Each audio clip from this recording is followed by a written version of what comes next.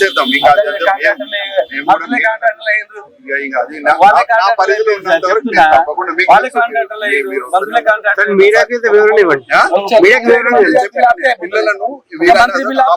ఆపొద్దని చెప్పినాము మేము ఇంతకుముందు ఇన్స్ట్రక్షన్స్ ఇచ్చినాము కాబట్టి బిల్లుల సర్టిఫికెట్స్ వాళ్ళు నెక్స్ట్ ఫర్దర్ కౌన్సిలింగ్ స్టార్ట్ అవుతుంది కోర్టులో కేసు నడుస్తుంది మీకు తెలుసు మండే కేసు ఉంది ఇప్పుడు కొన్ని ఎక్కువ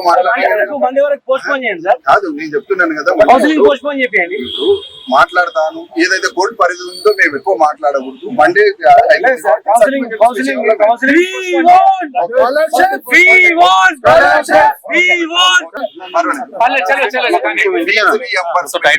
నేను గవర్నమెంట్ కూడా మేము టైం టు టైం పంపించడం మేము జరుగుతుంది. అయితే ఒకటేంటంటే ఈ యొక్క పిల్లల సర్టిఫికెట్స్ ఆపుతున్నారని మా దగ్గర వచ్చిన కంప్లైంట్స్ అన్ని మేము రిసీవ్ చేసుకొని మేము రోజు ఒక 10-20 లెటర్స్ చేస్తున్నాము.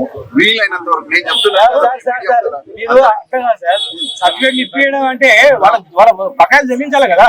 ఉట్టిగా నువ్వు భయపెట్టి తుపాకి పెట్టి కాలేజ్ బంద్ చేస్తా కాదండి అది చెప్తున్నాను. వాళ్ళకి డబ్బులు ఇప్పింది కాలేజ్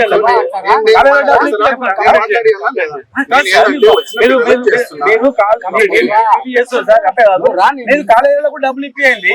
వాళ్ళ కాలేజీలో స్టాఫ్ కూడా జీతాలు ఇవ్వాలి. వీళ్ళ కొత్త విధానం స్టార్ట్ అవుతుంది కౌన్సిలింగ్. మీరందరూ మొత్తం టోటల్ హైయర్ ఎడ్యుకేషన్ కూర్చోండి సార్. సెక్రటరీలో కూర్చొని చీఫ్ సెక్రటరీ కూర్చొని మేము ఈ పిల్లలకు అన్యాయం జరుగుతుంది, మేము ఇంత కష్టపడి తెచ్చుకునేది ఇట్లా చేస్తారని చెప్పి అందరూ ఇచ్చేయండి. అందరిని బట్టి